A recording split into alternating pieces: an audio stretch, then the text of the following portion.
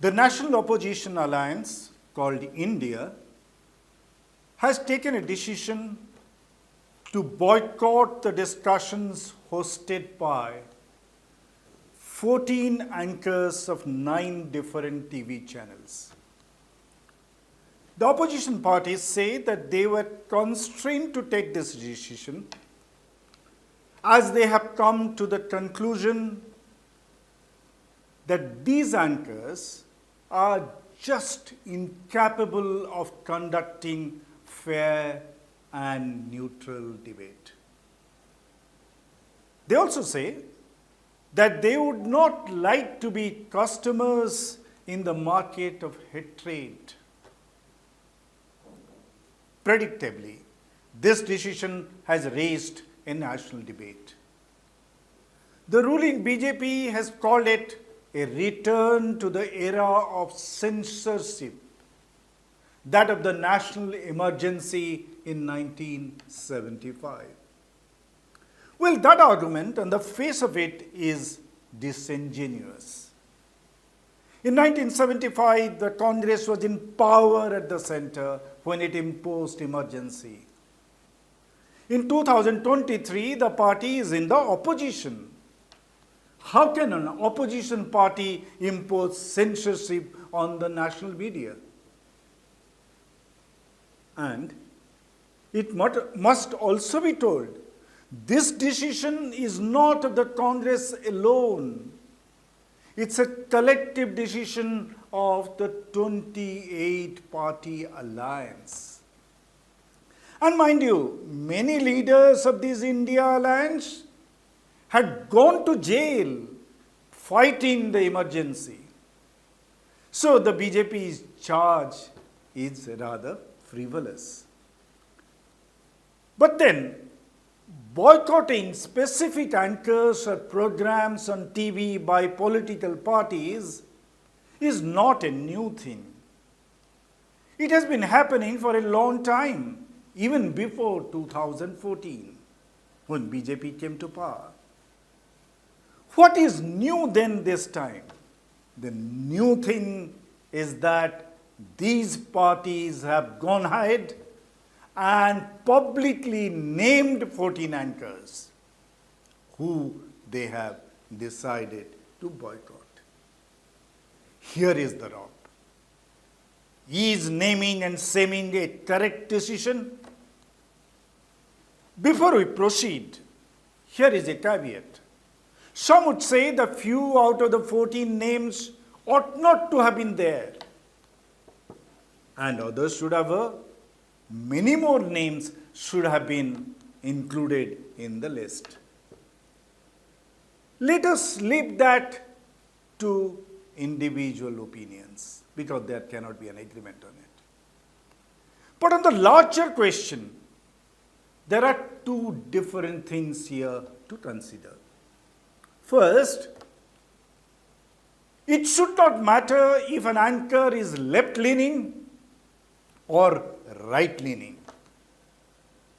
A good faith conservatism or radicalism of an anchor should not normally come in the way of conducting a fair debate. It should not also matter if a talk show host's personal political preference is for the ruling party or for any of the opposition parties.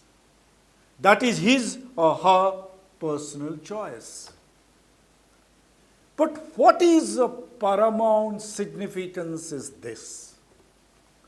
When the anchor of a national channel is on air conducting a TV debate, he has to drill both the ruling and opposition representatives equally forcefully with well-researched points of interrogation.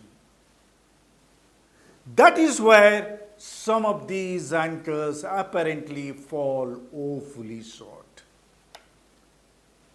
They tend to behave as if they are the anointed gladiators representing the ruling establishment, to demolish the opposition. They would like to be seen that they are much more loyal to the powers that be than the ruling party spokespersons themselves. Many of these anchors have tried to become both the shield and the sword for the government. Their one-point agenda is to insulate the government from any accountability and discredit the opposition, seek to demonize them before the larger audience. These worthies made the first principle of journalism stand on its head. What is that first principle? That journalists are the watchdog. They are the watchdogs of the government of the day. But what these anchors are doing day after day, night after night, they are perennially acting as if they are the watchdog of the opposition of the day. Even in that role, they don't ask the opposition representatives their responses to facts, their points of view on specific issues, or their larger perspectives on national and international developments.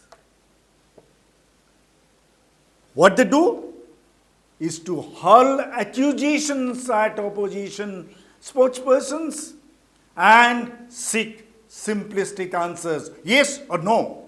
Tell us yes or no. If the opposition spokesperson tries to explain, then these anchors interrupt them, shout them down. The anchor's real role is to moderate. These chosen anchors drown out any opposition view in a high decibel harangue. These anchors, either by their mental makeup or part of a design, are incapable of hosting a fair and neutral debate. If at all they are out to do is to delegitimize the opposition, then why should the opposition give them legitimacy by appearing on their shows to be humiliated day after day? That is only one part of the story. Some of these anchors do not just indulge in opposition bashing. They are consciously fomenting majoritarian agenda of the ruling establishment. Muslim betting is a way of life for them.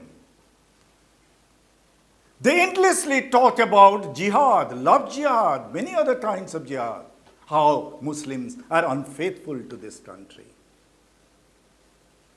They just not pander to the majoritarian communal sentiment. They in fact seek to raise the communal temperature. That's a win-win situation for them. It makes them popular in a large Muslim-hating audience that exists in our country. It brings in big TRP points for their programs and big ad revenue to their channels. So the owners are happy with them. And in the process, this helps them win brownie points with the establishment for furthering its communal agenda. There is fierce competition among these anchors as to who among them can be more loud, who can be more shrill, who can raise the decibels to such a high level that that it can reach the ears of the big guns of the government. L.K. Advani, the BJP leader, had famously told the media after the emergency was lifted in 1977. He told them, "You were asked to bend, but you chose to crawl."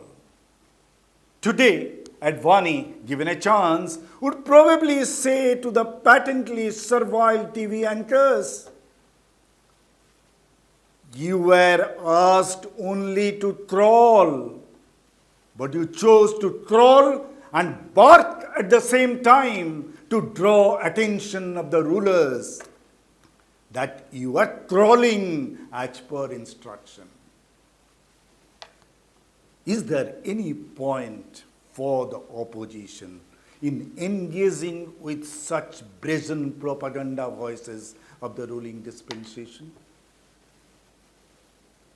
But then, deciding not to engage with some anchors is one thing. But making their names public is another. They could have quietly refused to accept invitation to the shows of these hosts. Why go to town with their names? The BJP has threatened that it would also announce a list of anchors who it thinks are biased against it. And they say that they would also not join their shows. What will this lead to? Will the TV debate a better, saner place than if the patently partisan TV anchors are named and shamed by the political parties, both ruling and opposition? Well, I think so.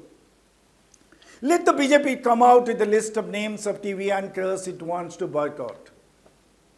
I am afraid it would find hardly anyone, very few rather, as most have already sold themselves to the ruling ideology, and the few who still maintain their integrity give a fair chance to both the BJP and the opposition. So, BJP cannot blame them. The opposition's boycott decision is indeed a wake-up call. If the BJP decides to follow suit, that would definitely set in motion a new thinking, a churn in the way most mainstream TV debates are conducted today. Remember, the Fox News in America that had virtually become the propaganda mouthpiece for President Donald Trump.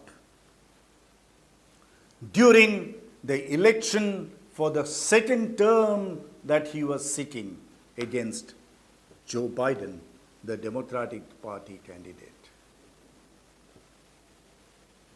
After the election day, when the counting was on, those were very tense days. Biden was ahead slightly. Some states were crucial for Trump to bounce back. Arizona was one of them. As you know, there is always a competition among TV channels as to which of them is the first with the news to break. This is true of India. That's also true of USA. The election team at Fox News, based on all the information they had from their reporters at the election counting centers, came to the conclusion that Biden had taken Arizona, that Trump had lost. This was much before the Election Commission came out with the result. When Bill Salmon, who headed the election desk at the Fox News,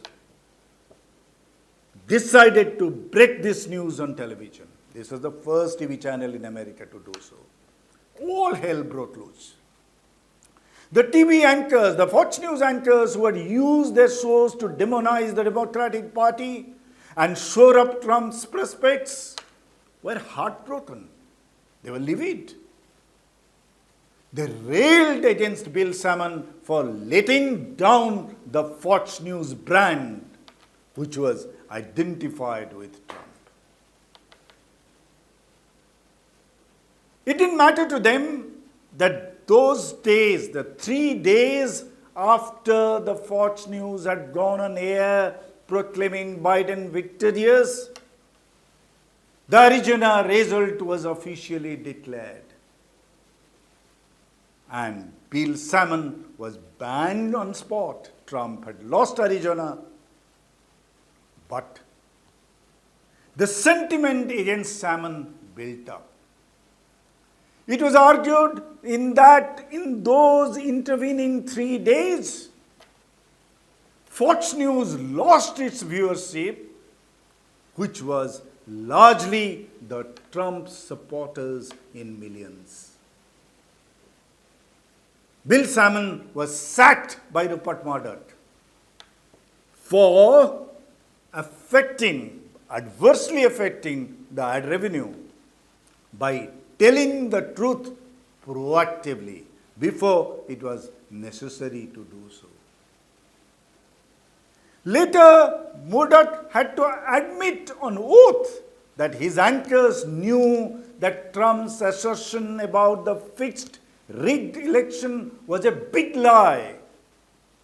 But they persisted with it to appease Trump's support base and keep the TRP of the channel high.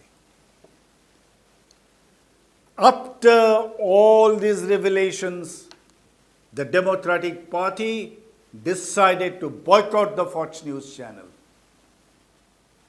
That set off a debate in America, just as there is a debate in India today. There was a churning in Fox News after Biden assumes office. Heads rolled in Fox News channel. A stage came when Trump decided to boycott the Fox News. Hope such a welcome change would come in India. But that would be probable only if today the ruling dispensation is dethroned as it happened in America. Otherwise, it may be a status quo. With same anchors, with same management, and with the same active patronage from the ruling establishment. Let's hope how the future becomes us.